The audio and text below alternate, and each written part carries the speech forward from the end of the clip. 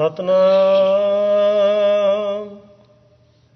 ਸ੍ਰੀ ਵਾਹਿਗੁਰੂ ਸਾਹਿਬ ਜੀ। ਰਾਗ ਗੌੜੀ ਮਹੱਲਾ ਪੰਜਵਾ। ਇੱਕ ਓੰਕਾਰ ਸਤਿਗੁਰ ਪ੍ਰਸਾਦ। ਤ੍ਰਿਸ਼ਨਾ ਬਿਰਲੇ ਹੀ ਕੀ ਬੁਝੀ ਹੈ ਰਹਾਉ। ਕੋਟ ਜੋਰੇ ਲਾਖ ਕਰੋਰੇ ਮਨ ਨਾ ਹੋਰੇ। ਪਰੈ ਪਰੈ ਹੀ ਕੋ ਲੁਝੀ ਹੈ। ਸੁੰਦਰ ਨਾਰੀ ਅਨਕ ਪ੍ਰਕਾਰੀ ਪਰ ਗ੍ਰਹਿ ਬਿਕਾਰੀ। बुरा भला नहीं सुझी है। अनक बंधन माया परमत परमाया। गुण निध नहीं गाया मन बिखै ही मह लुझी है। जा कौरे कृपा करै जीवत सोई मरै। साध संग माया तरै नानक सो जन दर हर सिजी है।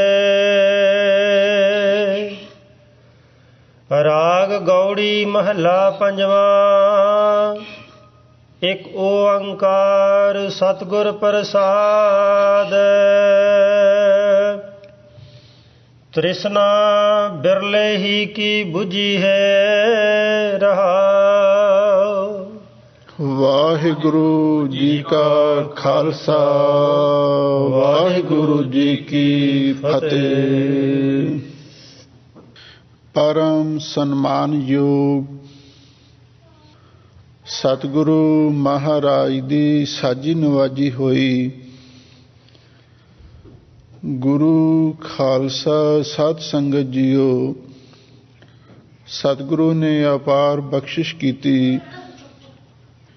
ਆਪ ਸੰਗਤਾਂ ਸਤਿਗੁਰੂ ਦੇ ਪਾਵਨ ਪਵਿੱਤਰ ਸੋਹਣੇ ਦਰਬਾਰ ਦੀਆਂ ਹਾਜ਼ਰੀਆਂ ਭਰ ਰਹੇ ਹੋ। ਸਤਿਗੁਰੂ ਦੀ ਪਾਵਨ ਅੰਮ੍ਰਿਤ ਰੂਪ ਬਾਣੀ ਦਾ ਫਰਮਾਨ ਹੈ, ਵਡ ਭਾਗੀ ਹਰ ਸੰਗਤ ਪਾਵੈ ਹੈ। ਭਾਗਹੀਨ ਭਰਮ ਚੋਟਾਂ ਖਾਵੈ ਹੈ। ਬਿਨ ਭਾਗਾਂ ਸਤ ਸੰਗ ਨ ਲੱਭੈ। ਬਿਨ ਸੰਗਤ ਮੈਲ ਭਰੀਜੈ ਜੀਓ। ਸਤ ਸੰਗਤ ਦੀਆਂ ਘੜੀਆਂ ਵੱਡਿਆਂ ਭਾਗਾਂ ਦੀ ਨਿਸ਼ਾਨੀ ਹੈ। ਜਿਨ੍ਹਾਂ ਦੇ ਵੱਡੇ ਭਾਗ ਜਾਗਦੇ ਹਨ, ਉਹਨਾਂ ਨੂੰ ਸਤ ਸੰਗਤ ਕਰਨ ਦਾ,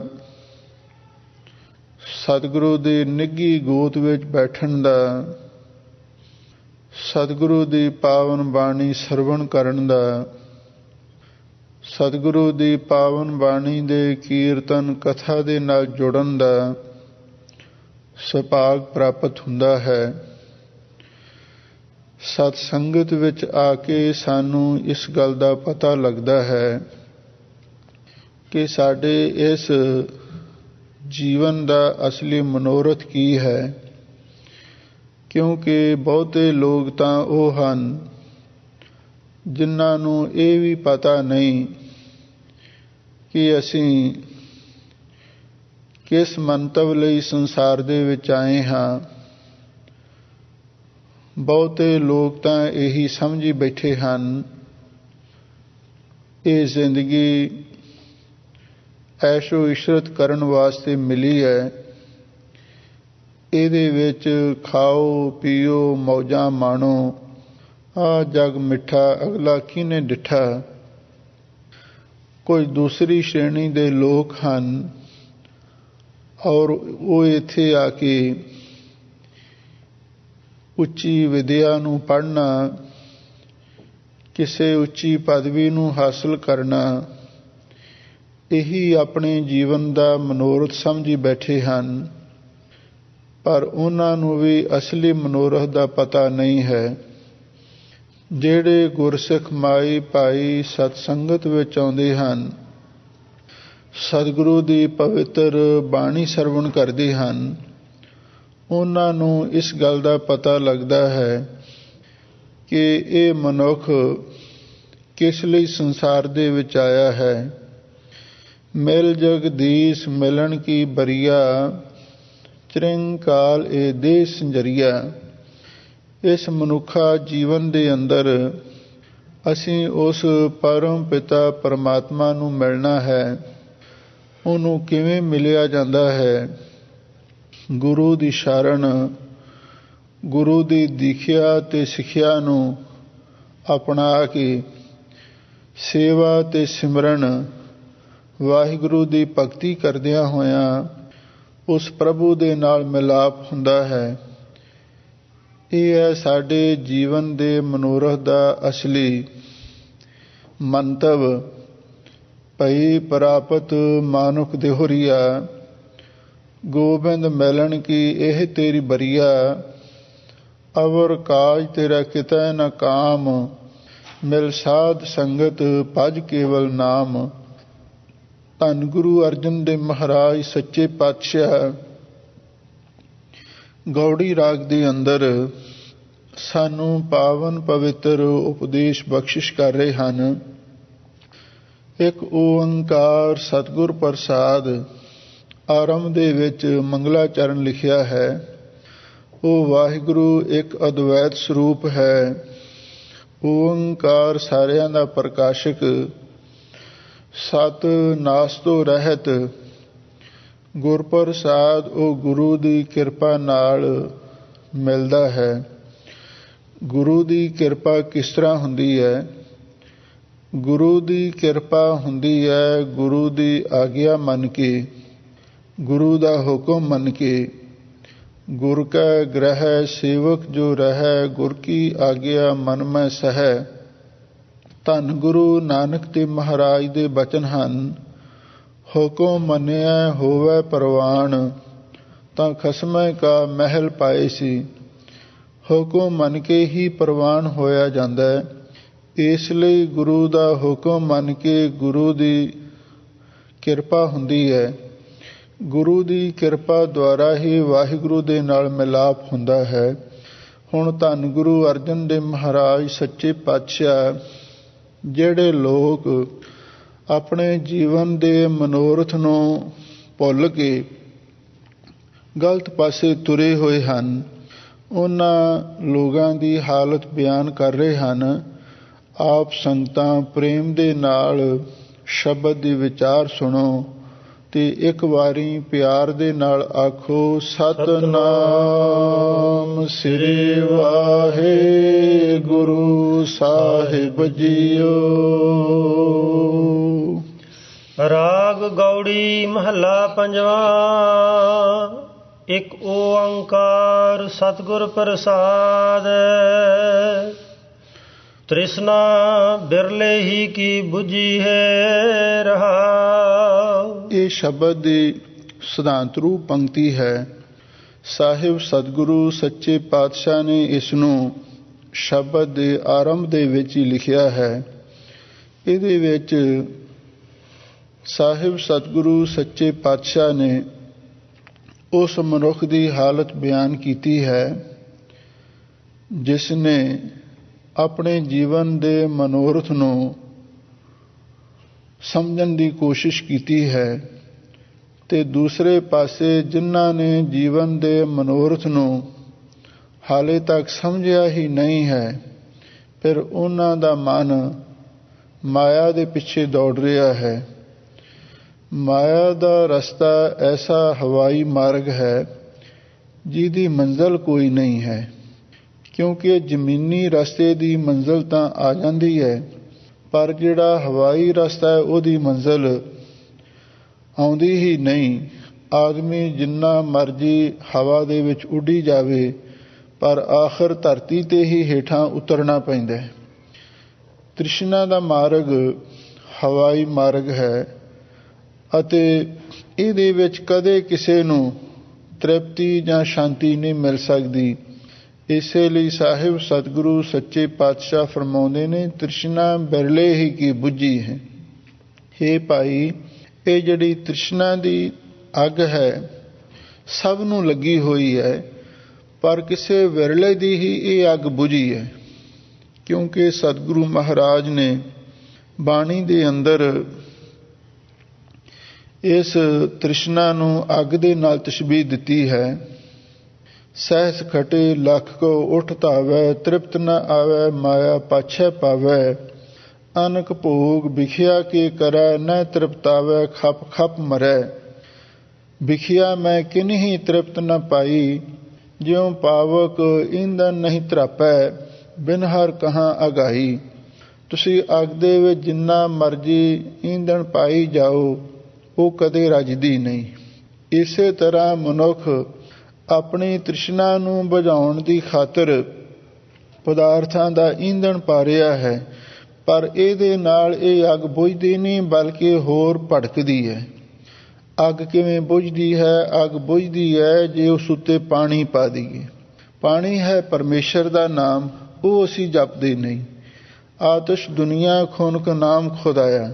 ਇਸੇ ਲਈ ਹਜ਼ੂਰ ਫਰਮਾਉਂਦੇ ਨੇ, ਤ੍ਰਿਸ਼ਨਾ ਬਿਰਲੇ ਹੀ ਕੀ ਬੁਝੀ ਹੈ। ਹੇ ਭਾਈ, ਇਹ ਜਿਹੜੀ ਤ੍ਰਿਸ਼ਨਾ ਦੀ ਅੱਗ ਲੱਗੀ ਹੋਈ ਹੈ, ਇਹ ਐਸੀ ਨੌ ਅਗਨੀ ਹੈ, ਇਹਨੂੰ ਬੁਝਾਉਣਾ ਵੀ ਬਹੁਤ ਔਖਾ ਹੈ।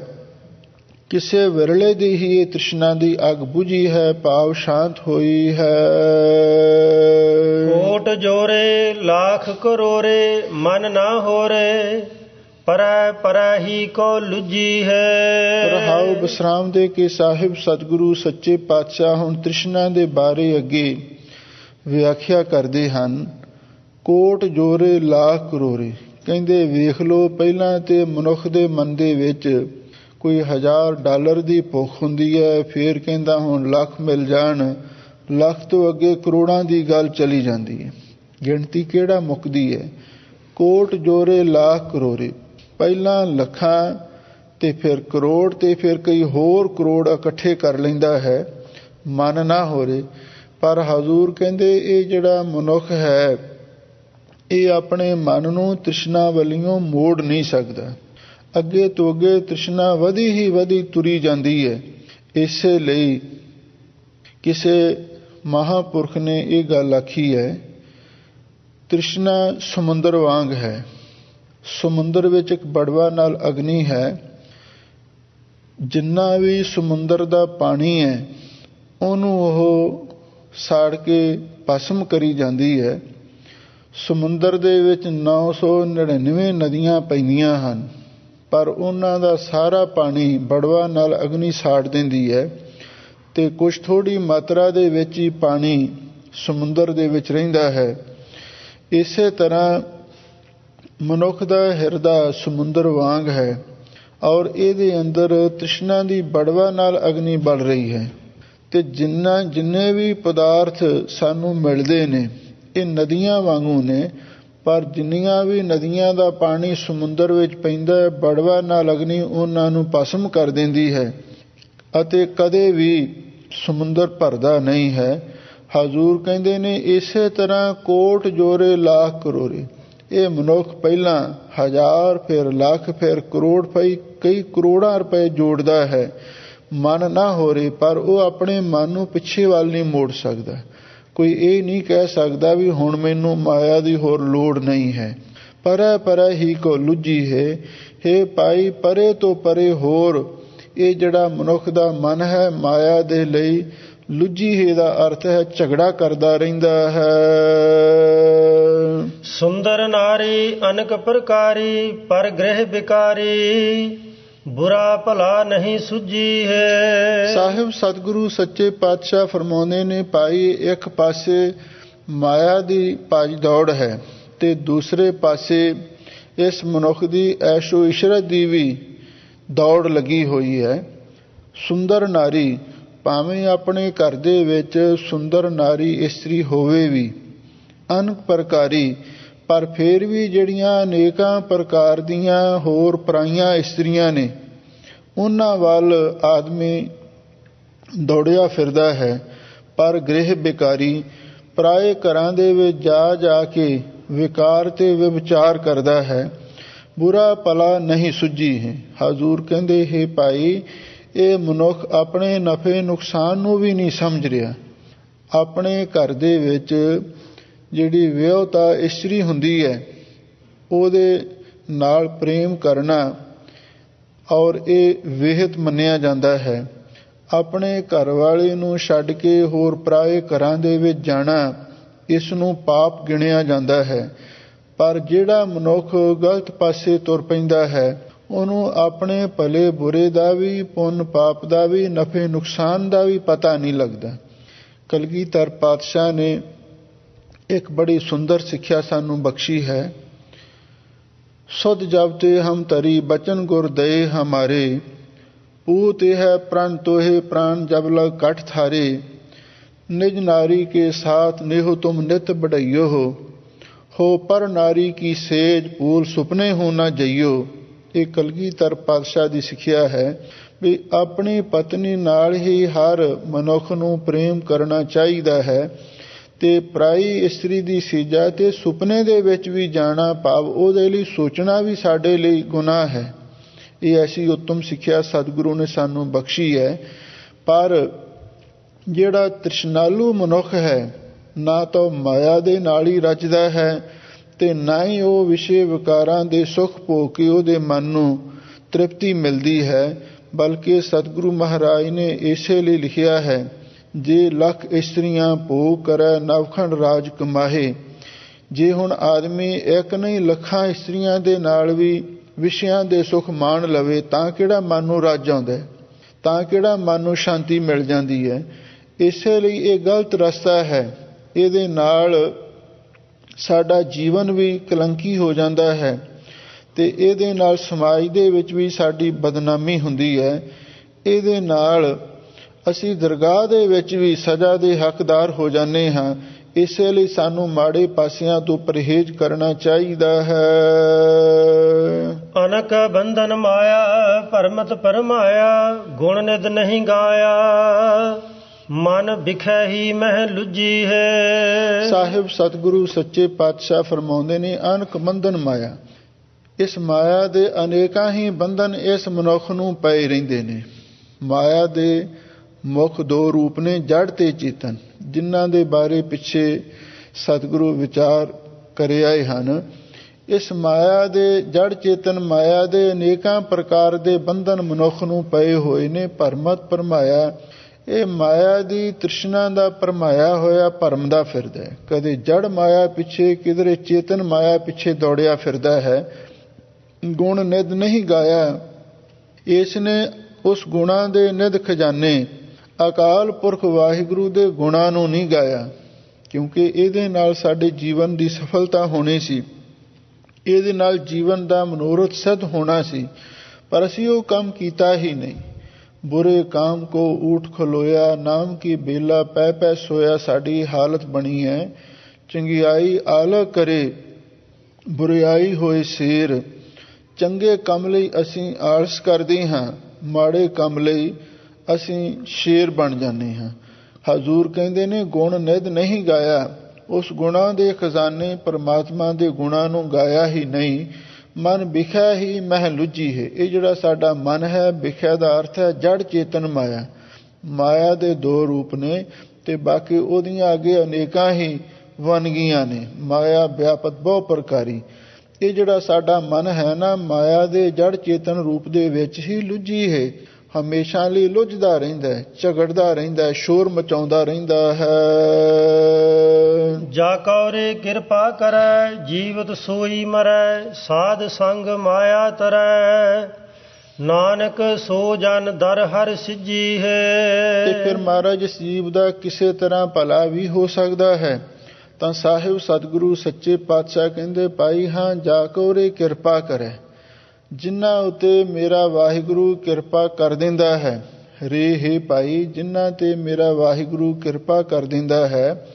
ਸਾਧ ਸੰਗ ਮਾਇਆ ਤਰੈ, 99 ਕਰਕੇ ਅਰਥ ਲੱਗ ਰਿਹਾ ਹੈ ਵੀ ਉਹ ਸਾਧ ਸੰਗਤ ਵਿੱਚ ਆ ਜਾਂਦਾ ਹੈ ਤੇ ਸਾਧ ਸੰਗਤ ਦੇ ਵਿੱਚ ਆ ਕੇ ਨਾਮ ਦੀ ਸ਼ਬਦ ਦੀ ਟੇਕ ਲੈ ਕੇ ਮਾਇਆ ਤਰੈ, ਉਹ ਇਸ ਮਾਇਆ ਦੀ ਨਦੀ ਨੂੰ ਤਰ ਜਾਂਦਾ ਹੈ। ਜਿਸ ਮਾਇਆ ਦੇ ਬਾਰੇ ਕ੍ਰਿਸ਼ਨ ਜੀ ਨੇ ਲਿਖਿਆ, ਮਮੀ ਮਾਇਆ ਦੁਰਤਿਆ। ਇਹ ਜਿਹੜੀ ਮਾਇਆ ਹੈ ਨਾ, ਇਹ ਇੱਕ ਐਸੀ ਨਦੀ ਹੈ ਜਿਸ ਨੂੰ ਤਰਨਾ ਬਹੁਤ ਔਖਾ ਹੈ। ਜਿਵੇਂ ਕਈ ਪਹਾੜੀ ਇਲਾਕੇ ਵਿੱਚ ਐਸੀਆਂ ਨਦੀਆਂ ਹੁੰਦੀਆਂ ਨੇ ਜਿਨ੍ਹਾਂ ਦਾ ਪਾਣੀ ਬਹੁਤ ਤੇਜ਼ ਹੁੰਦਾ ਹੈ, ਪੈਰ ਨਹੀਂ ਲੱਗਣ ਦਿੰਦਾ। ਇਸੇ ਤਰ੍ਹਾਂ ਇਹ ਮਾਇਆ ਦੀ ਨਦੀ ਹੈ, ਇਹ ਕਿਸੇ ਦੇ ਪੈਰ ਨਹੀਂ ਲੱਗਣ ਦਿੰਦੀ, ਰੋੜੀ ਜਾਂਦੀ ਹੈ।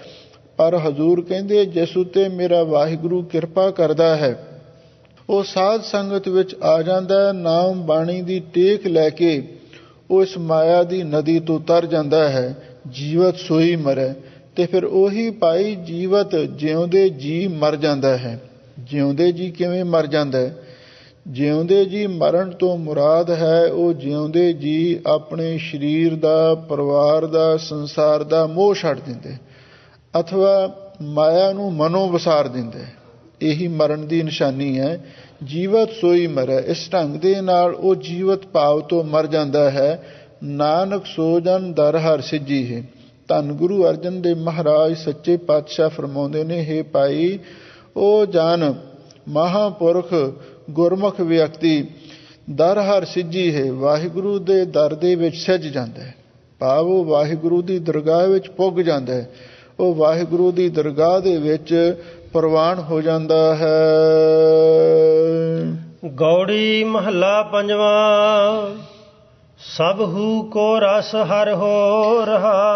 ਹੁਣ ਸਾਹਿਬ ਸਤਿਗੁਰੂ ਧੰਨ ਗੁਰੂ ਅਰਜਨ ਦੇਵ ਮਹਾਰਾਜ ਦੇ ਚਰਨਾਂ ਵਿੱਚ ਗੁਰਸਿੱਖਾਂ ਨੇ ਬੇਨਤੀ ਕੀਤੀ, ਸੱਚੇ ਪਾਤਸ਼ਾਹ, ਦੁਨੀਆ ਦੇ ਵਿੱਚ ਅਨੇਕਾਂ ਹੀ ਮਾਰਗ ਨੇ, ਅਨੇਕਾਂ ਹੀ ਪੰਥ ਨੇ, ਪਰ ਇਹਨਾਂ ਵਿੱਚੋਂ ਜਿਹੜਾ ਸਰਵੋਤਮ ਪੰਥ ਕਿਹੜਾ ਹੈ, ਜਿਸ ਰਾਹੀਂ ਅਸੀਂ ਵਾਹਿਗੁਰੂ ਪਰਮੇਸ਼ਰ ਦੇ ਦਰ ਤੱਕ ਪਹੁੰਚ ਸਕਦੇ ਹਾਂ?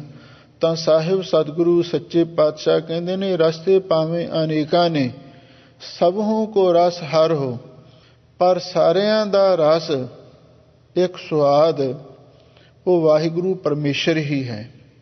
ਹੋ ਹੈ ਭਾਈ, ਜਿੰਨੇ ਵੀ ਰਸਤੇ ਲੋਕਾਂ ਨੇ ਅਖਤਿਆਰ ਕੀਤੇ ਨੇ, ਅੱਗੇ ਉਹਨਾਂ ਦਾ ਜ਼ਿਕਰ ਵੀ ਆਵੇਗਾ, ਉਹਨਾਂ ਸਾਰਿਆਂ ਦਾ ਰਸ, ਉਹਨਾਂ ਸਾਰਿਆਂ ਦਾ ਨਿਚੋੜ, ਉਹਨਾਂ ਸਾਰਿਆਂ ਦਾ ਸਾਰ ਅੰਸ਼ ਵਾਹਿਗੁਰੂ ਪਰਮੇਸ਼ਰ ਹੀ ਹੈ। ਇਹਦਾ ਮਤਲਬ ਇਹ ਹੈ, ਚਾਹੇ ਕਿਸੇ ਰਸਤੇ ਕੋਈ ਚੱਲ ਰਿਹਾ ਹੈ, ਉਹਦਾ ਅਸਲੀ ਮਨੋਰਥ ਵਾਹਿਗੁਰੂ ਪਰਮੇਸ਼ਰ ਨੂੰ ਮਿਲਣਾ ਹੀ ਉਸਨੇ ਮਿਥਿਆ ਹੋਇਆ ਹੈ। ਸਭੋਂ ਕੋ ਰਸ ਹਰਿ ਹੋ। ਹਜ਼ੂਰ ਕਹਿੰਦੇ ਨੇ ਜਿੰਨੇ ਵੀ ਸਾਧਨ ਨੇ, ਉਹਨਾਂ ਸਾਰਿਆਂ ਦਾ ਰਸ, ਉਹਨਾਂ ਸਾਰਿਆਂ ਦਾ ਨਿਚੋੜ ਔਰ ਉਹਨਾਂ ਦਾ ਸਾਰ ਅੰਸ਼ ਵਾਹਿਗੁਰੂ ਪਰਮੇਸ਼ਰ ਦਾ ਮਿਲਾਪ ਹੈ। ਹੇ ਭਾਈ, ਲਓ ਹੁਣ ਰਹਾਉ ਵਿਸਰਾਮ ਦੇ ਕੇ ਅੱਗੇ ਫਰਮਾਉਂਦੇ ਹਨ, ਕਾਹੂ ਜੋਗ ਕਾਹੂ ਭੋਗ, ਕਾਹੂ ਗਿਆਨ ਕਾਹੂ ਧਿਆਨ। ਸਾਹਿਬ ਸਤਿਗੁਰੂ ਸੱਚੇ ਪਾਤਸ਼ਾਹ ਫਰਮਾਉਂਦੇ ਨੇ, ਕਿਹੜੇ ਰਸਤੇ ਨੇ? ਕਾਹੂ ਜੋਗ, ਕਿਸੇ ਨੂੰ ਯੋਗ ਦਾ ਰਸ ਹੈ, ਯੋਗੀ ਲੋਕ ਯੋਗ ਕਰਦੇ ਨੇ, ਉਹ ਯੋਗ ਦਾ ਆਨੰਦ ਮਾਣਦੇ ਨੇ। ਕਾਹੂ ਭੋਗ, ਤੇ ਕਈ ਜਿਹੜੇ ਭੋਗੀ ਲੋਕ ਨੇ ਉਹ ਪਦਾਰਥਾਂ ਦਾ ਸੁੱਖ ਮਾਣਦੇ ਨੇ, ਪਰ ਉਹਨਾਂ ਦੇ ਵਿੱਚ ਵੀ ਜਿਹੜਾ ਅਸਲੀ ਰਸ ਹੈ ਉਹ ਵਾਹਿਗੁਰੂ ਪਰਮੇਸ਼ਰ ਹੀ ਆਪ ਹੈ। ਕਾਹੂ ਗਿਆਨ ਕਾਹੂ ਧਿਆਨ। ਹਜ਼ੂਰ ਕਹਿੰਦੇ ਨੇ ਕਿਸੇ ਨੂੰ ਗਿਆਨ ਦਾ ਰਸ ਹੈ, ਕਿਸੇ ਨੂੰ ਧਿਆਨ ਦਾ ਰਸ ਹੈ, ਪਰ ਜਿੰਨੇ ਵੀ ਸਾਧਨ ਨੇ ਉਹਨਾਂ ਸਾਰਿਆਂ ਦਾ ਰਸ ਅਕਾਲ ਪੁਰਖ ਵਾਹਿਗੁਰੂ ਆਪ ਹੈ। ਕਾਹੂ ਹੋ ਡੰਡ ਧਰ ਹੋ। ਸਾਹਿਬ ਸਤਿਗੁਰੂ ਸੱਚੇ ਪਾਤਸ਼ਾਹ ਫਰਮਾਉਂਦੇ ਨੇ, ਹੇ ਭਾਈ, ਕਾਹੂ ਕਈ ਜਿਹੜੇ ਲੋਕ ਨੇ ਡੰਡ ਧਰ ਹੋ, ਡੰਡੇ ਨੂੰ ਧਾਰਨ ਕਰਦੇ ਨੇ। ਯੋਗੀਆਂ ਦੇ ਬਾਰੇ ਪਹਿਲਾਂ ਜ਼ਿਕਰ ਆ ਚੁੱਕਿਆ ਹੈ।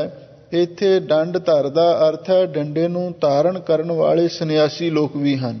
ਜਿਵੇਂ ਕਈ ਆਪਣੇ ਨਾਮ ਦੇ ਨਾਲ ਤਰਦੰਡੀ ਸੰਨਿਆਸੀ ਇਸ ਤਰ੍ਹਾਂ ਹੋ ਤਖਾਲਸ ਵੀ ਜੋੜਦੇ ਨੇ।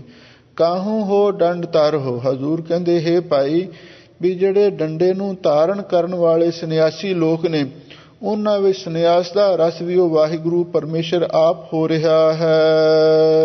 ਕਾਹੂ ਜਾਪ ਕਾਹੂ ਤਾਪ, ਕਾਹੂ ਪੂਜਾ ਹੋਮ ਨੇਮ।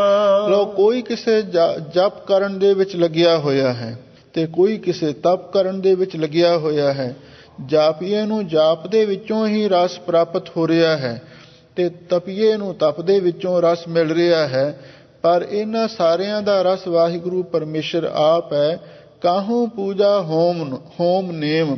ਕਿਸੇ ਨੂੰ ਪੂਜਾ ਦਾ ਰਸ ਹੈ, ਕਈ ਲੋਕ ਮੂਰਤੀਆਂ ਦੀ ਪੂਜਾ ਕਰੀ ਜਾਂਦੇ ਨੇ, ਖੋਰਸ ਪ੍ਰਕਾਰ ਦੀ ਪੂਜਾ ਲਿਖੀ ਹੈ, ਤੇ ਕਈ ਹਮਨ ਕਰੀ ਜਾਂਦੇ ਨੇ, ਤੇ ਕਈ ਨੇਮ ਜਿਹੜੇ ਕਈ ਤਰ੍ਹਾਂ ਦੇ ਨਿਯਮ ਧਾਰਨ ਕਰਦੇ ਨੇ, ਨਿਤ ਦੀ ਕਿਰਿਆ ਦੇ ਕਈ ਅਸੂਲ ਬਣਾਉਂਦੇ ਨੇ, ਪਰ ਉਹਨਾਂ ਦੇ ਵਿੱਚ ਵੀ ਜੋ ਅਸਲੀ ਰਸ ਉਹ ਤੇ ਪਰਮਾਤਮਾ ਦਾ ਹੀ ਹੈ। ਕਾਹੂ ਹੋ ਗੌਨ ਕਰ ਹੋ। ਸਾਹਿਬ ਸਤਿਗੁਰੂ ਸੱਚੇ ਪਾਤਸ਼ਾਹ ਫਰਮਾਉਂਦੇ ਨੇ, ਹੈ ਭਾਈ ਕਈ ਲੋਕ ਐਸੇ ਨੇ ਗੌਨ ਕਰ ਹੋ, ਉਹ ਧਰਤੀ ਤੇ ਵਿਚਰਦੇ ਹੀ ਰਹਿੰਦੇ ਨੇ। ਆ ਕਈ ਰਮਤੇ ਸਾਧੂ ਨੇ, ਉਹਨਾਂ ਦਾ ਇਹ ਅਸੂਲ ਬਣਾਇਆ ਵੀ ਉਹ ਭੂਮੀ ਰਟਨ ਕਰਦੇ ਨੇ, ਭਾਵ ਧਰਤੀ ਤੇ ਤੁਰੇ ਹੀ ਫਿਰਦੇ ਨੇ। ਇੱਕ ਰਾਤ ਕੱਟੀ ਅੱਗੇ ਤੁਰ ਗਏ, ਉੱਥੇ ਦੂਸਰੀ ਰਾਤ ਕੱਟੀ ਅੱਗੇ ਚਲੇ ਗਏ। ਕਈ ਐਸੇ ਰਮਤੇ ਸਾਧੂ ਵੀ ਹਨ ਜਿਹੜੇ ਭੂਮੀ ਰਟਨ ਕਰਦੇ ਨੇ, ਪਰ ਉਹਨਾਂ ਦੇ ਵਿੱਚ ਵੀ ਜੋ ਰਸ ਹੈ ਉਹ ਵਾਹਿਗੁਰੂ ਪਰਮੇਸ਼ਰ ਹੀ ਹੈ। ਕਾਹੂ ਤੀਰ ਕਾਹੂ ਨੀਰ ਕਾਹੂ ਵੇਦ ਵਿਚਾਰ। ਸਾਹਿਬ ਸਤਿਗੁਰੂ ਸੱਚੇ ਪਾਤਸ਼ਾਹ ਫਰਮਾਉਂਦੇ ਨੇ, ਭਾਈ ਕੋਈ ਤੀਰ ਦਾ ਅਰਥ ਹੈ ਜਿਹੜੇ ਨਦੀਆਂ ਦੇ ਤੀਰਥਾਂ ਦੇ ਕਿਨਾਰਿਆਂ ਤੇ ਰਹਿਣਾ ਪਸੰਦ ਕਰਦਾ ਹੈ, ਇਹ ਵੀ ਇੱਕ ਰਸ ਹੈ ਨਾ। ਕਾਹੂ ਨੀਰ, ਤੇ ਕੋਈ ਤੀਰਥਾਂ ਦੇ ਪਾਣੀ ਵਿੱਚ ਜਾ ਕੇ ਇਸ਼ਨਾਨ ਕਰਦਾ, ਇਹ ਵੀ ਇੱਕ ਰਸ ਹੈ। ਕਾਹੂ ਵੇਦ ਵਿਚਾਰ, ਤੇ ਕੋਈ ਭਾਈ ਵੇਦਾਂ ਦੀ ਅਥਵਾ ਗਿਆਨ ਦੀ ਵਿਚਾਰ ਕਰਦਾ, ਉਹਦੇ ਵਿੱਚ ਵੀ ਜੋ ਰਸ ਹੈ ਉਹ ਵਾਹਿਗੁਰੂ ਪਰਮੇਸ਼ਰ ਦਾ ਹੀ ਹੈ। ਨਾਨਕਾ ਭਗਤ ਪ੍ਰੇ ਹੋ। ਪਰ ਧੰਨ ਗੁਰੂ ਅਰਜਨ ਦੇਵ ਮਹਾਰਾਜ ਸੱਚੇ ਪਾਤਸ਼ਾਹ ਫਰਮਾਉਂਦੇ ਨੇ, ਭਾਈ ਸਾਨੂੰ ਤਾਂ ਪ੍ਰੇਮਾ ਭਗਤੀ ਹੀ ਅੱਛੀ ਲੱਗਦੀ ਹੈ। ਭਗਤ ਪ੍ਰੇ ਵੀ ਪ੍ਰੇਮਾ ਭਗਤੀ ਹੀ ਸਾਨੂੰ ਤੇ ਚੰਗੀ ਲੱਗਦੀ ਹੈ। ਠੀਕ ਹੈ, ਆਪੋ ਆਪਣੇ ਢੰਗ ਦੇ ਨਾਲ ਜਿੰਨੇ ਵੀ ਹੋਰ ਸਾਧਕ ਲੋਕ ਨੇ ਉਹ ਸਾਧਨ ਕਰ ਰਹੇ ਨੇ, ਪਰ ਜਿਹੜਾ ਗੁਰਮਤਿ ਦਾ ਮੁੱਖ ਸਾਧਨ ਹੈ ਉਹ ਹੈ ਪ੍ਰੇਮਾ ਭਗਤੀ। ਹਜ਼ੂਰ ਕਹਿੰਦੇ ਨਾਨਕਾ ਭਗਤ ਪ੍ਰੇ ਹੋ, ਬਈ ਸਾਨੂੰ ਤਾਂ ਵਾਹਿਗੁਰੂ ਦੀ ਪ੍ਰੇਮਾ ਭਗਤੀ ਹੀ ਚੰਗੀ ਲੱਗਦੀ ਹੈ। ਗੌੜੀ ਮਹੱਲਾ ਪੰਜਵਾਂ। ਗੁਣ ਕੀਰਤ ਨਿਧ ਮੋਰੀ ਰਹਾਉ। ਲਓ ਹੁਣ ਧੰਨ ਗੁਰੂ ਅਰਜਨ ਦੇਵ ਮਹਾਰਾਜ ਸੱਚੇ ਪਾਤਸ਼ਾਹ ਹੁਣ ਪਿਛਲੇ ਸ਼ਬਦ ਆਈ ਜਿਹੜਾ ਮੁੱਖ ਸਿਧਾਂਤ ਸੀ, ਸਭੂ ਕੋ ਰਸ ਹਰ ਹੋ, ਵੀ ਸਾਰੇ ਸਾਧਨਾਂ ਦਾ ਰਸ, ਸਾਰੇ ਸਾਧਨਾਂ ਦਾ ਅਸਲੀ ਜਿਹੜਾ ਸਾਰ ਅੰਸ਼ ਹੈ ਉਹ ਵਾਹਿਗੁਰੂ ਪਰਮੇਸ਼ਰ ਦੀ ਪ੍ਰਾਪਤੀ ਹੀ ਹੈ। ਲਓ ਹੁਣ ਸਾਹਿਬ ਸਤਿਗੁਰੂ ਸੱਚੇ ਪਾਤਸ਼ਾਹ ਕਹਿੰਦੇ ਨੇ, ਗੁਣ ਕੀਰਤ ਨਿਧ ਮੋਰੀ, ਮੇਰੇ ਲਈ ਵਾਹਿਗੁਰੂ ਦੇ ਗੁਣਾਂ ਦੀ ਕੀਰਤ ਵਡਿਆਈ ਸਿਫਤ ਸਲਾਹ ਕਰਨੀ ਹੀ ਇਹ ਇੱਕ ਨਿਧ ਦਾ ਅਰਥ ਹੈ, ਖਜ਼ਾਨਾ ਹੈ। ਮੇਰੇ ਵਾਸਤੇ ਵਾਹਿਗੁਰੂ ਦੇ ਗੁਣਾਂ ਦੀ ਵਡਿਆਈ ਕਰਨੀ ਹੀ ਇਹ ਇੱਕ ਅਮੋਲਕ ਖਜ਼ਾਨਾ ਹੈ। ਰਹਾਉ, ਇਹ ਇਸ ਸ਼ਬਦ ਦਾ ਕੇਂਦਰੀ ਭਾਵ ਸਤਿਗੁਰੂ ਨੇ ਦੱਸਿਆ, ਤੇ ਹੁਣ ਹਜ਼ੂਰ ਅੱਗੇ ਫਰਮਾਉਂਦੇ ਹਨ, ਤੂੰ ਹੀ ਰਸ ਤੂੰ ਹੀ ਜਸ ਤੂੰ ਹੀ ਰੂਪ ਤੂੰ ਹੀ ਰੰਗ। ਰਹਾਉ, ਵਿਸਰਾਮ ਦੇ ਕੇ ਹਜ਼ੂਰ ਅੱਗੇ ਫਰਮਾਉਂਦੇ ਨੇ, ਹੇ ਵਾਹਿਗੁਰੂ ਸਾਨੂੰ ਤਾਂ ਤੇਰੇ ਗੁਣਾਂ ਦੀ ਵਡਿਆਈ ਹੀ ਸਭ ਤੋਂ ਵੱਡਾ ਖਜ਼ਾਨਾ ਪ੍ਰਤੀਤ ਹੋ ਰਿਹਾ ਹੈ। ਹਾਂ, ਤੂੰ ਹੀ ਰਸ, ਤੂੰ ਹੀ ਸਾਡੇ ਲਈ ਰਸ ਰੂਪ ਹੈ, ਕਿਉਂਕਿ ਦੁਨੀਆ ਵਿੱਚ ਰਸ ਕਈ ਪ੍ਰਕਾਰ ਦੇ ਨੇ, ਪਰ ਹਜ਼ੂਰ ਕਹਿੰਦੇ ਤੂੰ ਹੀ ਰਸ, ਸਾਡੇ ਲਈ ਸਭ ਤੋਂ ਵੱਡਾ ਉੱਤਮ ਰਸ ਵੀ ਤੂੰ ਹੀ ਹੈ। ਤੂੰ ਹੀ ਜਸ, ਤੂੰ ਹੀ ਸਾਡੇ ਲਈ ਜਸ ਵਡਿਆਈ ਹੈ, ਸ਼ੋਭਾ ਹੈ। ਤੂੰ ਹੀ ਰੂਪ, ਤੇ ਤੂੰ ਹੀ ਹੈ ਵਾਹਿਗੁਰੂ ਸਾਡੇ ਲਈ ਸੁੰਦਰ ਰੂਪ ਹੈ। ਤੂੰ ਹੀ ਰੰਗ, ਤੂੰ ਹੀ ਸਾਡੇ ਲਈ ਸਭ ਤੋਂ ਅੱਛਾ ਰੰਗ ਹੈ, ਕਿਉਂਕਿ ਰੂਪ ਰੰਗ ਦੀ ਵੀ ਦੁਨੀਆ ਦੇ ਵਿੱਚ ਬੜੀ ਗੱਲ ਹੁੰਦੀ ਹੈ, ਪਰ ਹਜ਼ੂਰ ਕਹਿੰਦੇ ਨੇ ਸਾਡੇ ਲਈ ਤਾਂ ਸਭ ਕੁਝ ਤੂੰ ਹੀ ਹੈ। ਰਸ ਰੂਪ ਵੀ ਤੂੰ ਹੀ ਹੈ, ਜਸ ਰੂਪ ਵੀ ਤੂੰ ਹੀ ਹੈ, ਰੂਪ ਵੀ ਤੂੰ ਹੀ ਹੈ, ਤੇ ਰੰਗ ਰੂਪ ਵੀ ਤੂੰ ਹੀ ਸਾਡੇ ਵਿੱਚ ਵਰਤ ਰਿਹਾ ਹੈ। ਆਸ ਓਟ ਪ੍ਰਭ ਤੋਰੀ। ਸਾਹਿਬ ਸਤਿਗੁਰੂ ਸੱਚੇ ਪਾਤਸ਼ਾਹ ਫਰਮਾਉਂਦੇ ਨੇ, ਹੈ ਵਾਹਿਗੁਰੂ ਜੀ ਅਸਾਂ ਤੇ ਤੁਹਾਡੀ ਹੀ ਆਸ ਉਮੀਦ ਧਾਰਨ ਕੀਤੀ ਹੋਈ ਹੈ, ਤੇ ਤੁਹਾਡੀ ਹੀ ਓਟ ਤਕਾਈ ਹੋਈ ਹੈ। ਤੂੰ ਹੀ ਮਾਨ ਤੂੰ ਹੀ ਧਾਨ ਤੂੰ ਹੀ ਪਤ ਤੂੰ ਹੀ ਪ੍ਰਾਨ। ਸਾਹਿਬ ਸਤਿਗੁਰੂ ਸੱਚੇ ਪਾਤਸ਼ਾਹ ਫਰਮਾਉਂਦੇ ਨੇ, ਹੈ ਵਾਹਿਗੁਰੂ ਜੀ ਸਾਡੇ ਲਈ ਤੁਸੀਂ ਹੀ ਮਾਣ ਸਨਮਾਨ ਹੋ, ਤੁਸੀਂ ਹੀ ਧਾਨ ਧਨ ਹੋ, ਅਥਵਾ ਧਾਨ ਆਹਾਰ ਵੀ ਸਾਡੇ ਲਈ ਤੁਸੀਂ ਹੋ। ਤੂੰ ਹੀ ਪਤ ਤੂੰ ਹੀ ਪ੍ਰਾਣ, ਤੁਸੀਂ ਸਾਡੇ ਲਈ ਪਤ ਇੱਜ਼ਤ ਹੋ, ਤੇ ਤੂੰ ਹੀ ਪ੍ਰਾਣ, ਤੁਸੀਂ ਸਾਡੇ ਲਈ ਪ੍ਰਾਣ ਰੂਪ ਹੋ, ਸਵਾਸ ਰੂਪ ਹੋ, ਕਿਉਂਕਿ ਪ੍ਰਾਣ ਸਾਡੇ ਜੀਵਨ ਦਾ ਆਧਾਰ ਨੇ। ਸਾਡੇ ਲਈ ਸਭ ਕੁਝ ਤੁਸੀਂ ਹੀ ਹੋ।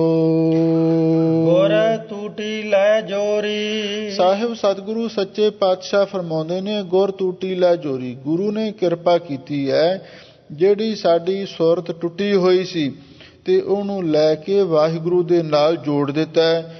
ਇਸੇ ਲਈ ਹੁਣ ਸਾਡੇ ਲਈ ਤਾਂ ਸਭ ਕੁਝ ਤੁਸੀਂ ਆਪ ਹੀ ਬਣ ਗਏ ਹੋ। ਤੂੰ ਹੀ ਗ੍ਰਹਿ ਤੂੰ ਹੀ ਬਨ, ਤੂੰ ਹੀ ਗਾਓ ਤੂੰ ਹੀ ਸੁਣ। ਸਾਹਿਬ ਸਤਿਗੁਰੂ ਸੱਚੇ ਪਾਤਸ਼ਾਹ ਫਰਮਾਉਂਦੇ ਨੇ, ਹੇ ਵਾਹਿਗੁਰੂ ਜੀ, ਸਾਡੇ ਲਈ ਤੂੰ ਹੀ ਗ੍ਰਹਿ, ਤੁਸੀਂ ਹੀ ਘਰ ਰੂਪ ਹੋ, ਤੂੰ ਹੀ ਬਨ ਜੰਗਲ ਰੂਪ ਹੋ, ਤੂੰ ਹੀ ਗਾਓ ਤੂੰ ਹੀ ਸੁਣ। ਤੁਸੀਂ ਹੀ ਗਾਉਣ ਵਾਲੇ ਹੋ ਤੇ ਤੁਸੀਂ ਹੀ ਸੁਣਨ ਵਾਲੇ ਹੋ। ਸਾਨੂੰ ਤਾਂ ਸਾਰਿਆਂ ਦੇ ਵਿੱਚ ਤੁਸੀਂ ਹੀ ਨਜ਼ਰ ਆਉਂਦੇ ਹੋ। ਅਥਵਾ ਤੂੰ ਹੀ ਗਾਓ ਤੂੰ ਹੀ ਸੁਣ ਦਾ ਅਰਥ ਇਹ ਵੀ ਕੀਤਾ ਕੁਛ ਵਿਦਵਾਨਾਂ ਨੇ ਵੀ ਤੁਸੀਂ ਹੀ ਗਾਓ ਦਾ ਅਰਥ ਹੁੰਦਾ ਹਿੰਦੀ ਵਿੱਚ ਗਾਉਂ ਪਿੰਡ ਨੂੰ। ਤੁਸੀਂ ਪਿੰਡ ਰੂਪ ਹੋ ਤੇ ਤੂੰ ਹੀ ਸੁਣ ਕਹਿੰਦੇ ਨੇ ਸੁੰਨਸਾਨ ਭਾਵ ਉਜਾੜ। ਤੁਸੀਂ ਹੀ ਗਾਉਂ ਪਿੰਡ ਰੂਪ ਹੋ ਤੇ ਤੁਸੀਂ ਹੀ ਸੁੰਨਸਾਨ ਭਾਵ ਉਜਾੜ ਰੂਪ ਹੋ। ਤੁਸੀਂ ਸਰਬ ਰੂਪਾਂ ਦੇ ਵਿੱਚ ਵਰਤ ਰਹੇ ਹੋ। ਹੈ ਨਾਨਕ ਨੇਰ ਨੇਰੀ। ਧੰਨ ਗੁਰੂ ਅਰਜਨ ਦੇਵ ਮਹਾਰਾਜ ਸੱਚੇ ਪਾਤਸ਼ਾਹ ਫਰਮਾਉਂਦੇ ਨੇ, ਹੇ ਵਾਹਿਗੁਰੂ ਜੀ, ਤੁਸੀਂ ਤਾਂ ਨੇੜੇ ਤੋਂ ਨੇੜੇ ਹੋ।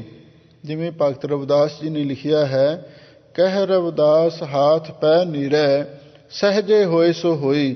ਉਹ ਵਾਹਿਗੁਰੂ ਹੱਥਾਂ ਤੇ ਪੈਰਾਂ ਦੇ ਨਾਲੋਂ ਵੀ ਨੇੜੇ ਹੈ। ਹੱਥ ਪੈਰ ਸਾਡੇ ਸਰੀਰ ਦੇ ਅੰਗ ਨੇ ਨਾ, ਪਰ ਉਹ ਵਾਹਿਗੁਰੂ ਇਹਨਾਂ ਹੱਥਾਂ ਪੈਰਾਂ ਦੇ ਨਾਲੋਂ ਵੀ ਨੇੜੇ ਹੈ। ਉਹ ਨੇੜੇ ਤੋਂ ਨੇੜੇ ਹੈ, ਆਤਮਾ ਸਰੂਪ ਹੋ ਕੇ ਵਰਤ ਰਿਹਾ ਹੈ। ਗੌੜੀ ਮਹੱਲਾ ਪੰਜਵਾਂ। ਮਾਤੋ ਹਰ ਰੰਗ ਮਾਤੋ ਰਹਾ। ਲਓ ਹੁਣ ਧੰਨ ਗੁਰੂ ਅਰਜਨ ਦੇਵ ਮਹਾਰਾਜ ਸੱਚੇ ਪਾਤਸ਼ਾਹ ਹੁਣ ਵਾਹਿਗੁਰੂ ਦੇ ਨਾਮ ਦੇ ਰੰਗ ਦੀ ਮਹਿਮਾ ਕਰਦੇ ਹਨ। ਮਾਤੋ ਹਰ ਰੰਗ ਮਾਤੋ। ਹਜ਼ੂਰ ਕਹਿੰਦੇ, ਭਾਈ ਹੁਣ ਸਾਡਾ ਮਨ ਮਾਤੋ ਦਾ ਅਰਥ ਹੈ ਮਸਤ ਹੋ ਗਿਆ ਹੈ। ਕਿਵੇਂ ਹੋ ਗਿਆ ਹੈ? ਹਰ ਰੰਗ ਮਾਤੋ, ਵਾਹਿਗੁਰੂ ਦੇ ਨਾਮ ਦੇ ਰੰਗ ਵਿੱਚ ਸਾਡਾ ਮਨ ਮਸਤ ਹੋ ਗਿਆ। ਕਿਉਂਕਿ ਵਾਹਿਗੁਰੂ ਦੇ ਨਾਮ ਦਾ ਅਮਲ ਐਸਾ ਅਮਲ ਹੈ ਜਿਹੜਾ ਕਦੇ ਲੈਣ ਵਾਲਾ ਨਹੀਂ ਹੈ। ਕਿਸੇ ਕਵੀ ਨੇ ਲਿਖਿਆ ਹੈ, ਪੋਸਤ ਪੰਗ ਅਫੀਮ ਮਦ ਉਤਰ ਜਾਏ ਪ੍ਰਭਾਤ, ਨਾਮ ਖੁਮਾਰੀ ਨਾਨਕਾ ਚੜ੍ਹੀ ਰਹੇ ਦਿਨ ਰਾਤ। ਜਿਹੜੀ ਨਾਮ ਦਾ ਅਮਲ ਹੈ ਉਹ ਕਦੀ ਉਤਰਨ ਵਾਲਾ ਨਹੀਂ ਹੈ। ਕਾਇਆ ਕਾਪਰ ਚੀਰ ਬੋ ਫਾਰੇ ਹਾ ਰੰਗ ਨਾ ਲਹਿ ਸੁਭਾਗਾ। ਜਿਨ੍ਹਾਂ ਨੂੰ ਵਾਹਿਗੁਰੂ ਦੇ ਨਾਮ ਦਾ ਅਮਲ ਚੜ੍ਹ ਜਾਂਦਾ ਹੈ, ਭਾਵੇਂ ਸਰੀਰ ਵੀ ਲੀਰੋ ਲੀਰ ਹੋ ਜਾਵੇ, ਸਰੀਰ ਦਾ ਵੀ ਬੰਦ ਕਟਿਆ ਜਾਵੇ, ਪਰ ਉਹ ਰੰਗ ਕਦੀ ਉਤਰਦਾ ਨਹੀਂ ਹੈ। ਹਜ਼ੂਰ ਕਹਿੰਦੇ ਨੇ, ਮਾਤੋ ਹਰ ਰੰਗ ਮਾਤੋ। ਤੇ ਭਾਈ ਮੈਂ ਤੇ ਹੁਣ ਮਸਤ ਹੋ ਗਿਆ ਹਾਂ ਉਸ ਵਾਹਿਗੁਰੂ ਦੇ ਨਾਮ ਦੇ ਰੰਗ ਵਿੱਚ, ਉਸ ਨਾਮ ਦੀ ਖੁਮਾਰੀ ਵਿੱਚ ਮਸਤ ਹੋ ਗਿਆ ਹਾਂ। ਉਹੀ ਪੀਓ ਉਹੀ ਖੀਓ, ਗੁਰਹਿ ਦਿਓ ਦਾਨ ਕੀਓ। ਰਹਾਉ ਵਿਸਰਾਮ ਦੇ ਕੇ ਸਾਹਿਬ ਸਤਿਗੁਰੂ ਸੱਚੇ ਪਾਤਸ਼ਾਹ ਫਰਮਾਉਂਦੇ ਨੇ, ਉਹੀ ਪੀਓ ਉਹੀ ਖੀਓ। ਵੀ ਉਹੀ ਪੀਓ, ਅਸੀਂ ਉਹ ਪਰਮੇਸ਼ਰ ਦੇ ਪ੍ਰੇਮ ਦਾ ਪਿਆਲਾ ਪੀਤਾ ਹੈ। ਉਹੀ ਖੀਓ, ਸਾਨੂੰ ਫਿਰ ਉਹ ਨਾਮ ਦੀ ਖੀਓ ਦਾ ਅਰਥ ਹੈ ਖੁਮਾਰੀ, ਮਸਤੀ ਚੜ੍ਹ ਗਈ ਹੈ। ਗੁਰਹਿ ਦਿਓ, ਇਹ ਤੁਹਾਨੂੰ ਪ੍ਰੇਮ ਦਾ ਪਿਆਲਾ ਕਿਸ ਨੇ ਦਿੱਤਾ ਹੈ? ਸਤਿਗੁਰੂ ਨੇ ਸਾਨੂੰ ਇਹ ਪ੍ਰੇਮ ਦਾ ਪਿਆਲਾ ਦਿੱਤਾ ਹੈ। ਦਾਨ ਕੀਓ, ਤੁਸੀਂ ਇਹਦੇ ਵਾਸਤੇ ਕੀ ਦਿੱਤਾ ਸੀ? ਤਾਂ ਹਜ਼ੂਰ ਕਹਿੰਦੇ, ਸਤਿਗੁਰੂ ਨੇ ਸਾਨੂੰ ਦਾਨ ਹੀ ਦੇ ਦਿੱਤਾ, ਭਾਵ ਲਿਆ ਕੁਝ ਨਹੀਂ। ਇਹ ਜਿਹੜਾ ਨਾਮ ਦਾ ਪਿਆਲਾ ਸੀ, ਇਹ ਗੁਰੂ ਨੇ ਸਾਨੂੰ ਦਾਨ ਵਜੋਂ ਹੀ ਦੇ ਦਿੱਤਾ। ਲਓ ਵੀ ਛਕ ਲਓ। ਕਿਉਂਕਿ ਸਤਿਗੁਰੂ ਮਹਾਰਾਜ ਦੇ ਬਚਨ ਨੇ, ਇਹ ਪਰਮ ਪਿਆਲਾ ਖਸਮ ਕੈ ਜੈ ਭਾਵੈ ਤੈ ਦੇ। ਇਹ ਜਿਹੜਾ ਪ੍ਰੇਮ ਦਾ ਪਿਆਲਾ ਹੈ ਨਾ, ਵੀ ਇਹ ਜਿਸ ਨੂੰ ਵਾਹਿਗੁਰੂ ਦੇਵੇ ਉਸੇ ਨੂੰ ਹੀ ਮਿਲਦਾ ਹੈ। ਕੋਈ ਖਰੀਦ ਨਹੀਂ ਸਕਦਾ, ਕੋਈ ਕਿਸੇ ਤੋਂ ਲੈ ਨਹੀਂ ਸਕਦਾ। ਇਸੇ ਲਈ ਹਜ਼ੂਰ ਕਹਿੰਦੇ ਨੇ, ਦਾਨ ਕੀਓ, ਵੀ ਇਹ ਗੁਰੂ ਨੇ ਸਾਨੂੰ ਦਾਨ ਕਰ ਦਿੱਤਾ ਹੈ। ਵਾਹੂ ਸਿਓ ਮਨ ਰਤ। ਹੁਣ ਸਾਡਾ ਮਨ ਉਸ ਵਾਹਿਗੁਰੂ ਦੇ ਨਾਮ ਦੇ ਰੰਗ ਵਿੱਚ ਤੇ ਪ੍ਰੇਮ ਦੇ ਅਮਲ ਦੇ ਵਿੱਚ ਹਮੇਸ਼ਾ ਲਈ ਰੰਗਿਆ ਰਹਿੰਦਾ ਹੈ। ਉਹੀ ਭਾਠੀ ਉਹੀ ਪੋਚਾ, ਉਹੀ ਪਿਆਰੋ ਉਹੀ ਰੂਚਾ। ਲਓ ਹੁਣ ਸਾਹਿਬ ਸਤਿਗੁਰੂ ਸੱਚੇ ਪਾਤਸ਼ਾਹ ਫਰਮਾਉਂਦੇ ਨੇ, ਭਾਈ ਉਹੀ ਪਾਠੀ, ਉਹੀ ਜਿਹੜੀ ਸ਼ੁੱਧ ਭਾਵਨਾ ਸਾਡੇ ਲਈ ਭੱਠੀ ਬਣ ਗਈ ਹੈ, ਉਹੀ ਪੋਚਾ, ਤੇ ਉਹੀ ਜਿਹੜਾ ਵਾਹਿਗੁਰੂ ਦਾ ਸ਼ੁੱਧ ਪਿਆਰ ਹੈ, ਇਹ ਸਾਡੇ ਲਈ ਪੋਚਾ ਬਣ ਗਿਆ। ਕਿਉਂਕਿ ਜਿਹੜੇ ਲੋਕੀ ਸ਼ਰਾਬ ਕੱਢਦੇ ਨੇ ਨਾ, ਔਰ ਉਹ ਭੱਠੀ ਦੇ ਰਾਹੀਂ ਸ਼ਰਾਬ ਕੱਢਦੇ ਨੇ, ਫਿਰ ਉੱਤੇ ਪੋਚਾ ਵੀ ਫੇਰਦੇ ਨੇ। ਹਜ਼ੂਰ ਕਹਿੰਦੇ ਨੇ ਵੀ ਉਹੀ ਪਾਠੀ, ਉਹ ਵਾਹਿਗੁਰੂ ਦੀ ਭਾਵਨਾ ਹੀ ਸਾਡੇ ਲਈ ਭੱਠੀ ਹੈ ਤੇ ਵਾਹਿਗੁਰੂ ਦਾ ਪ੍ਰੇਮ ਹੀ ਸਾਡੇ ਲਈ ਉਹ ਪੋਚਾ ਹੈ। ਉਹੀ ਪਿਆਰੋ ਉਹੀ ਰੂਚਾ, ਉਹੀ ਕਹਿੰਦੇ ਸ਼ੁੱਧ ਹਿਰਦਾ ਪਿਆਲਾ ਹੈ ਅਥਵਾ ਪ੍ਰੇਮ ਦਾ ਹੀ ਪਿਆਲਾ ਹੈ। ਉਹੀ ਰੂਚਾ, ਉਹੀ ਸਾਡੇ ਮਨ ਦੇ ਵਿੱਚ ਉਸ ਨਾਮ ਰਸ ਦੀ ਰੁਚੀ ਸਿੱਕ ਤੇ ਉਹ ਤਾਂਘ ਪਿਆਸ ਪੈਦਾ ਹੋ ਰਹੀ ਹੈ। ਮਨ ਉਹ ਸੁਖ ਜਾਤੋ। ਸਾਹਿਬ ਸਤਿਗੁਰੂ ਸੱਚੇ ਪਾਤਸ਼ਾਹ ਫਰਮਾਉਂਦੇ ਨੇ, ਭਾਈ ਅਸੀਂ ਆਪਣੇ ਮਨ ਦੇ ਵਿੱਚ ਵੀ ਉਸੇ ਵਾਹਿਗੁਰੂ ਦੇ ਨਾਮ ਦੇ ਅਮਲ ਨੂੰ ਹੀ ਸੁਖ ਰੂਪ ਕਰਕੇ ਜਾਣਿਆ ਹੈ। ਭਾਵ ਨਾਮ ਦਾ ਅਮਲ, ਨਾਮ ਦਾ ਰੰਗ ਤੇ ਨਾਮ ਦੀ ਮਸਤੀ ਸਭ ਤੋਂ ਅੱਛੀ ਹੈ। ਅਸੀਂ ਉਸੇ ਨੂੰ ਸੁਖ ਰੂਪ ਕਰਕੇ ਜਾਣਿਆ ਹੈ। ਸਹਿਜ ਕੇਲ ਆਨੰਦ ਖੇਲ ਰਹੇ ਫੇਰ ਭਏ ਮੇਲ। ਸਾਹਿਬ ਸਤਿਗੁਰੂ ਸੱਚੇ ਪਾਤਸ਼ਾਹ ਫਰਮਾਉਂਦੇ ਨੇ, ਭਾਈ ਹੁਣ ਗੁਰੂ ਦੀ ਕਿਰਪਾ ਦੇ ਨਾਲ ਸਹਿਜ ਕੇਲ, ਅਸੀਂ ਆਤਮਕ ਅਵਸਥਾ ਦੇ ਵੀ ਸਾਰੇ ਤਮਾਸ਼ੇ ਵੇਖ ਲਏ ਨੇ ਤੇ ਆਨੰਦ ਖੇਲ ਤੇ ਹੋਰ ਆਨੰਦ ਦੀਆਂ ਖੇਡਾਂ ਵੀ ਖੇਡ ਲਈਆਂ ਨੇ। ਰਹੇ ਫੇਰ ਤੇ ਜਿਹੜੇ ਸਾਡੇ ਆਵਾਗਮਨ ਦੇ ਫੇਰ ਸਨ, ਚੱਕਰ ਸਨ, ਉਹ ਹੁਣ ਖਤਮ ਹੋ ਗਏ। ਕਿਉਂ? ਭਏ ਮੇਲ, ਹੁਣ ਸਾਡਾ ਵਾਹਿਗੁਰੂ ਪਰਮੇਸ਼ਰ ਦੇ ਨਾਲ ਮਿਲਾਪ ਹੋ ਗਿਆ ਹੈ। ਨਾਨਕ ਗੁਰ ਸ਼ਬਦ ਪਰਾਤੋ। ਧੰਨ ਗੁਰੂ ਅਰਜਨ ਦੇਵ ਮਹਾਰਾਜ ਸੱਚੇ ਪਾਤਸ਼ਾਹ ਫਰਮਾਉਂਦੇ ਨੇ, ਨਾਨਕ ਗੁਰ ਸ਼ਬਦ ਪਰਾਤੋ। ਅਸੀਂ ਗੁਰੂ ਕੇ ਸ਼ਬਦ ਦੁਆਰਾ ਉਸ ਵਾਹਿਗੁਰੂ ਪਰਮੇਸ਼ਰ ਨੂੰ, ਪਰਾਤੋ ਦਾ ਅਰਥ ਹੈ ਪਛਾਣਿਆ ਹੈ। ਪਰਾਤੋ ਦਾ ਅਰਥ ਪਛਾਣਨਾ ਵੀ ਹੈ, ਪਰ ਗਿਆਨੀ ਹਰਬੰਸ ਸਿੰਘ ਜੀ ਨੇ ਪਰਾਤੋ ਦਾ ਅਰਥ ਵੀ ਪਰੋਤਾ ਸ਼ਬਦ ਮੰਨ ਕੇ ਤੇ ਉਹਦਾ ਅਰਥ ਕੀਤਾ ਨਾਨਕ ਗੁਰ ਸ਼ਬਦ ਪਰਾਤੋ। ਸਾਡਾ ਮਨ ਵੀ ਗੁਰੂ ਸ਼ਬਦ ਵਿੱਚ ਪਰੋਇਆ ਰਹਿੰਦਾ ਹੈ, ਸਾਡਾ ਮਨ ਗੁਰੂ ਸ਼ਬਦ ਦੇ ਵਿੱਚ ਪਰੋਇਆ ਗਿਆ ਹੈ, ਇਹ ਅਰਥ ਕੀਤਾ ਹੈ। ਪਰ ਸੰਪਰਦਾਈ ਅਰਥ ਨਾਨਕ ਗੁਰ ਸ਼ਬਦ ਪਰਾਤੋ। ਅਸੀਂ ਗੁਰੂ ਕੇ ਸ਼ਬਦ ਦੁਆਰਾ ਉਸ ਵਾਹਿਗੁਰੂ ਨੂੰ ਪਰਾਤੋ ਦਾ ਅਰਥ ਪਛਾਣ ਲਿਆ ਅਥਵਾ ਪ੍ਰਾਪਤ ਕੀਤਾ ਹੈ।